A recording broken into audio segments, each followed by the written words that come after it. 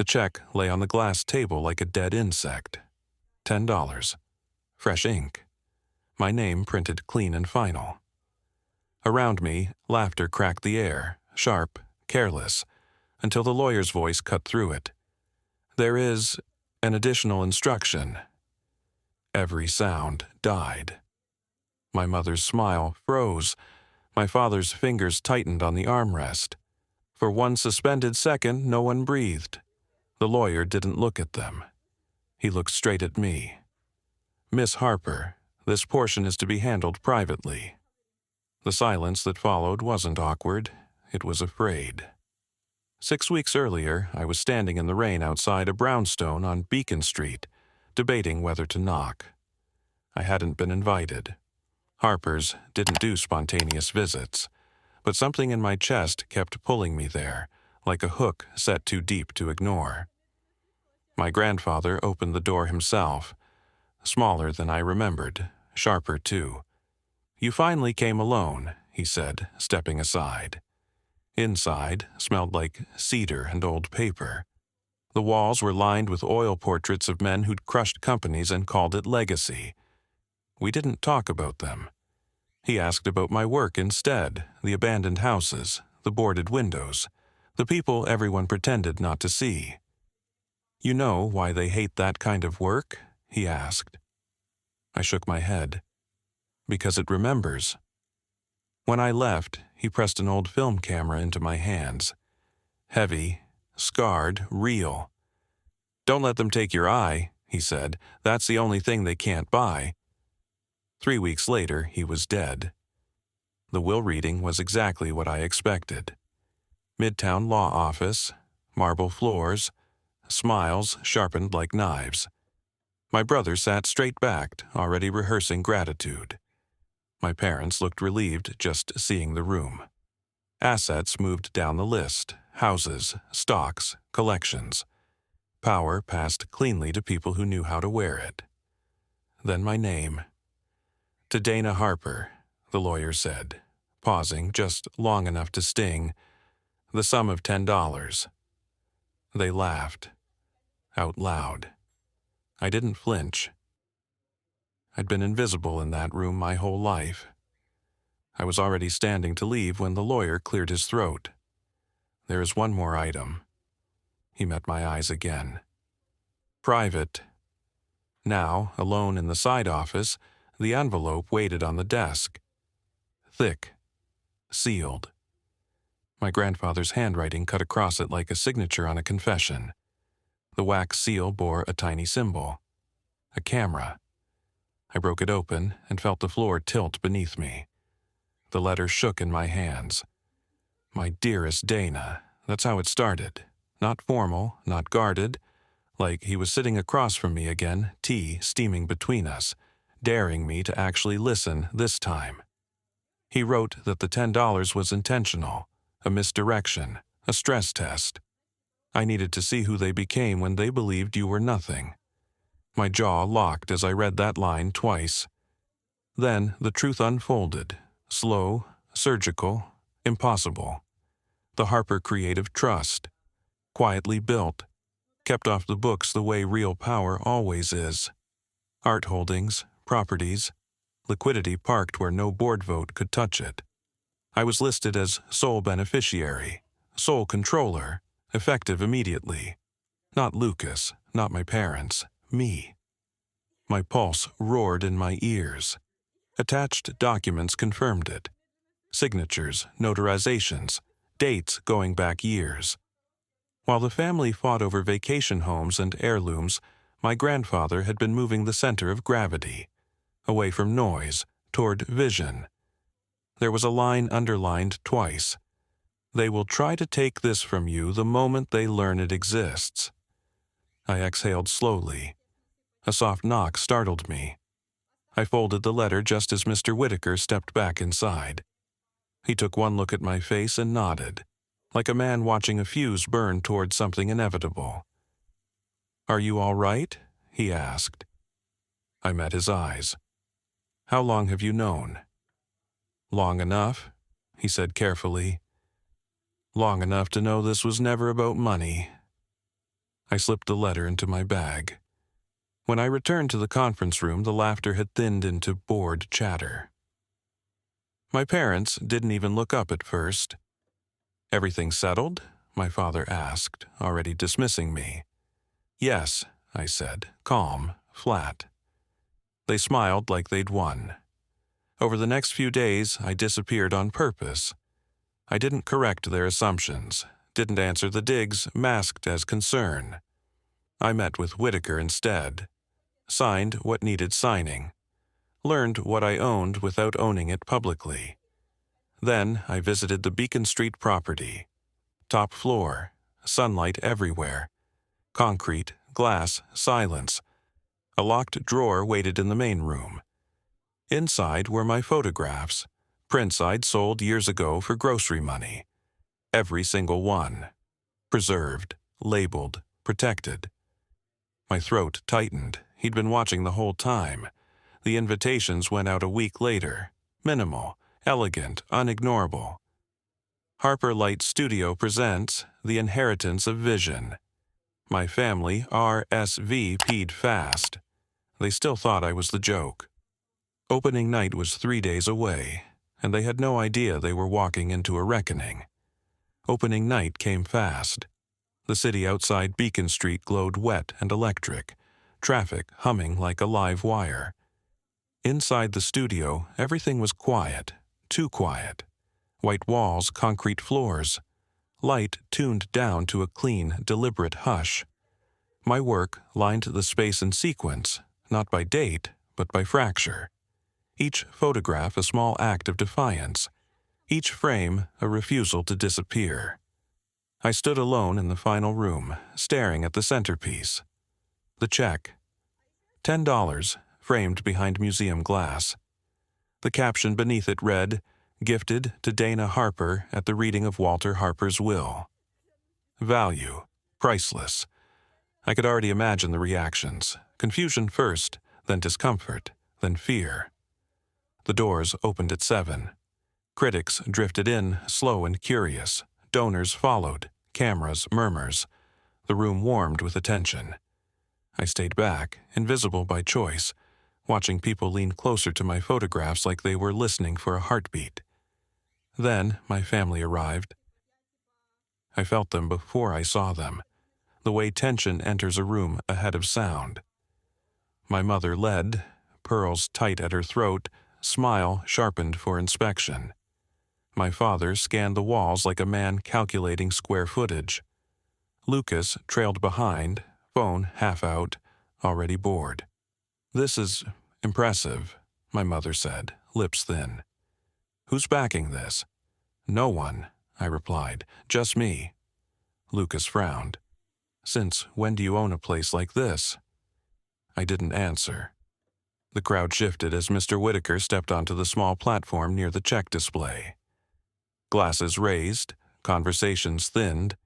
My parents turned, alerted too late. "Thank you all for coming," he began. "Tonight celebrates not only art, but intention." My father's posture stiffened. "As executor of Walter Harper's private estate," Whitaker continued, "it's my honor to clarify a matter that has caused some confusion." A beat, a breath. Dana Harper is the sole beneficiary of the Harper Creative Trust. The room reacted before my family did. Gasps, whispers, a flash of cameras. My mother's face drained of color. Lucas stared at me like I'd changed languages mid-sentence. My father took a step forward, then stopped, trapped by the weight of witnesses. "Legacy," Whitaker said calmly, "is not about inheritance. It's about discernment." Applause broke out, sharp, uncontrollable. I met my parents' eyes for the first time that night. They weren't laughing anymore. They were finally seeing me, and they knew, too late, that the joke had never been mine. Applause faded, but the damage didn't. My mother recovered first. She always did. She smoothed her dress, lifted her chin, and stepped toward me like this was a charity luncheon gone slightly off script. "Dana," she said, voice light. Why didn't you tell us? I looked at her. Really looked. The practiced warmth. The quiet panic behind it. You didn't ask, I said. My father wasn't interested in manners. This trust, he snapped under his breath. You manipulated him. That's what this is. I smiled, small and tired. You taught me manipulation. I just applied it differently. Lucas hovered, torn between awe and resentment. So, this is real? He asked. You run all of it? Yes. Silence hit him harder than anger ever could. I turned away before they could regroup. That was the rule tonight. Never let them pull me back into the gravity they'd built. The crowd closed around me instead. Curators, journalists, people who spoke in questions instead of judgments. By the time the gallery emptied, my family was gone. I stayed. Alone, barefoot, walking the length of the studio like it might vanish if I didn't keep moving. In the office upstairs, the desk waited. On it sat a small black box I hadn't opened yet. Inside was a brass key and a folded note. For when you're ready to stop surviving. That night, I didn't go home. I slept on the studio floor, jacket for a pillow, city light sliding across the ceiling. For the first time in my life, nothing was waiting to correct me. The backlash came fast. Calls, voicemails, legal threats dressed up as concern. My parents wanted meetings. Lucas wanted a conversation. Board members I'd never met suddenly needed my time. I gave none of it. Instead, I opened the drawer marked Residency, read proposals my grandfather had already funded anonymously. Young artists, unpolished, dangerous, honest. I approved them all. At the first trust meeting, I wore black jeans and boots, no apology. I laid out a 3-year plan, profit balanced with access, capital tied to mentorship, growth measured in voices amplified, not names preserved. They stared. Then they voted yes. That was when I understood what my grandfather had really left me. Not leverage, momentum. And somewhere beneath the hum of the city, I felt the old family empire shift, quietly, permanently, onto ground they no longer controlled. The first lawsuit arrived on a Monday. It wasn't loud, no dramatic language. Just a thin envelope slid under my studio door, accusing me of undue influence, emotional manipulation, cognitive decline. My parents' signatures sat at the bottom like matching scars. I laughed once. Then I stopped. Because that wasn't the real threat. The real threat came 2 days later, when a junior trustee forwarded me an internal memo he wasn't supposed to. It outlined a quiet push to freeze discretionary funds, stall the residency program, delay grants, choke momentum until I made a reasonable compromise. Fall in line. I didn't confront them. I accelerated. Within 48 hours, Harper Light announced its first residency cohort publicly. Press loved it. Social loved it more. By the time my parents realized what was happening, the optics had turned radioactive. Any attempt to stop me now would look exactly like what it was. Revenge against vision. Lucas showed up unannounced that night. He stood in the doorway of my office, hands in his pockets, studying the photographs like they might confess something. "You planned this," he said. "No," I replied. "I survived it." He swallowed. "They're scared." I met his eyes. They should be. He left without another word. The next week, I received a second letter from my grandfather, postmarked months before his death, held in trust until a specific condition was met. When they try to take it from you. Inside was a list. Names, accounts, shell companies tied directly to the trust, but invisible to the main family holdings. Legal, clean, untouchable. He'd anticipated everything. I felt something then, not triumph, relief, the kind that comes when you realize the fight ended before it ever started. At the next board meeting, my parents didn't attend. Their proxies did. They voted against me across the board. It didn't matter. I held majority control. When the meeting adjourned, one of the older trustees pulled me aside. "Your grandfather," he said quietly, "waited decades to do this." "Why?" I asked. He smiled. "Because empires don't fall loudly. They fall when someone stops believing in them." That night, I walked through the empty gallery again, past the photographs, past the $10 check. I realized then this wasn't about winning. It was about what comes after. And I was just getting started. The smear campaign started quietly. An anonymous tip hit a finance blog, questions about Dana Harper's qualifications. Then a second article followed, hinting that the trust was being misused for personal artistic indulgence. By Friday, my inbox was full of interview requests that weren't really requests at all. My parents had stopped calling. They didn't need to. They were moving through intermediaries now. Old friends, former partners, people who spoke in smiles and buried threats in phrasing like fiduciary concern and brand risk. One message stood out. A gallery director I'd never met warned me off the record. "Someone's telling people you're unstable, emotional, that your grandfather was confused near the end." I stared at the screen until the words lost meaning. That night, I opened the locked cabinet in the studio office. Inside were my grandfather's journals. I'd avoided them, afraid of mythologizing him, afraid of leaning too hard on the dead. I shouldn't have waited. Page after page documented meetings, names, dates, family arguments, board votes overridden, quiet compromises he'd regretted for decades. Then a final entry, written with a shaking hand. They will come for her credibility first, then her autonomy. If she reads this, it has begun. My chest tightened. The next morning, the city woke to a headline. Harper heir faces board review. Amid internal concerns, Lucas called within minutes. "They're calling an emergency vote," he said. "Closed session. They think they can corner you." "When?" I asked. "Tonight?" I smiled, slow and cold. "Good," I said. I was getting tired of waiting.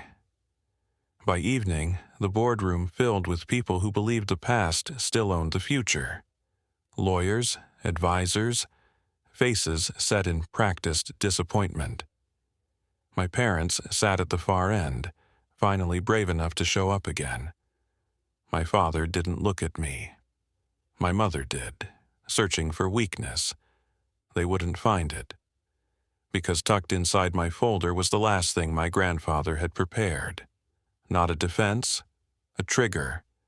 And once I pulled it, there would be no going back. The boardroom smelled like polished wood and old confidence. Everyone was already seated when I walked in. Lawyers on standby. Folders stacked like shields. My parents at the far end, perfectly composed. The way predators look calm right before they strike. The chair cleared his throat. "This is an internal review prompted by concerns regarding—" "I know why I'm here," I said, setting my folder on the table. "Let's not pretend this is about governance." A flicker of irritation crossed my father's face. They spoke first, one by one. Carefully worded doubts, my age, my background, my emotional proximity to the trust's mission. They said my name like it was a liability. Then my mother leaned forward. "You've always been sensitive, Dana," she said softly. "Your grandfather worried about that." I opened my folder. "Did he?" I asked. The screen behind me lit up. Emails, memos, recorded minutes, dated, signed, archived. My grandfather's voice filled the room, steady and unmistakable. If they challenge her capacity, release everything. Faces tightened. A lawyer shifted. Someone swore under their breath. I let it run. Every attempt they'd made over the years to undermine him. Every vote they'd forced. Every compromise he'd documented and buried for the sake of peace. Until now. This, I said calmly, is the record you didn't think existed. My father stood. You can't. I can, I cut in, and I just did. Silence slammed down hard. Then the final slide appeared. A clause none of them had noticed. A contingency embedded deep in the trust charter. If the beneficiary faced a coordinated attempt to remove control under false pretenses, ownership would immediately restructure. To me, alone, no board oversight. The chair sagged back. This was never disclosed. It wasn't meant to be, I said. It was meant to be used. My parents didn't look at me now. They couldn't. The vote was canceled. The review dissolved. Power shifted, final and clean. As I gathered my things, Lucas caught my arm. His voice was low. You just burned everything. I met his eyes. No, I ended it. Outside, the city felt louder, sharper, free. But as I walked away from that building, my phone buzzed with a single unknown number. One message. You think this is over. It isn't. I stopped cold because I knew that tone, and it didn't belong to anyone in that room. I didn't go home. I circled the block twice, phone still warm in my hand. The message burned into my vision. It wasn't a threat meant to scare me. It was a reminder. Someone had been watching closely enough to know when to speak. By morning, the leaks started. Private board footage, edited. Quotes clipped mid-sentence. Headlines framed me as ruthless, ungrateful, reckless with a historic institution. The tone was subtle, dangerous, not lies. Reframing. The message came again. You took something that was never meant to be yours. This time, there was an address attached. I didn't tell Whitaker, didn't call security. I drove myself. The building sat on the edge of the old manufacturing district. Half-forgotten brick, windows boarded like blind eyes. One light burned on the second floor. Inside, dust and oil hung in the air. Footsteps echoed above me. Dana, a voice called, familiar, measured. Lucas stepped out of the shadows. I didn't move. So, it was you. He smiled thinly. You were always good at jumping to conclusions. You sent the message. Yes. He exhaled. Because they couldn't anymore. The truth slid into place, sharp and cold. He hadn't fought me. He'd studied me. While our parents lunged blindly, Lucas had waited, learning the angles, the blind spots, the contingency clauses. You think you won, he said. But you didn't read everything. He handed me a folder. Inside were documents I recognized, structures I controlled, but twisted through partnerships I didn't. Minority interests buried under layers of compliance. Legal, clean. You need me, he said, or you lose half of it to years of litigation. I looked at him, really looked, not angry, not smug, hungry. You always wanted what Dad wanted, I said. You just wanted it quieter. His jaw tightened. I'm offering a truce, he said. Public unity, private division. You keep the vision, I keep stability. I closed the folder. No, I said. The word landed harder than any argument. He stared. You'll burn it all. Then it burns honest. I turned to leave. Behind me, his voice cracked. You don't get to rewrite the family alone. I stopped at the door. I'm not rewriting it. I looked back once. I'm ending it. Outside, sirens wailed somewhere distant.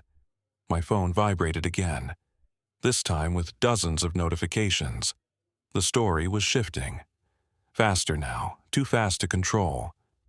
Lucas had made his move, which meant the final one was mine. And this time, I wouldn't wait for them to come to me. By morning, the story had metastasized. Not just business pages, culture, politics. Everywhere power liked to pretend it didn't exist. The Harper War, air versus air. Speculation bloomed like mold. Anonymous sources contradicted each other with practiced precision. Lucas had fed them just enough truth to rot it. I didn't sleep.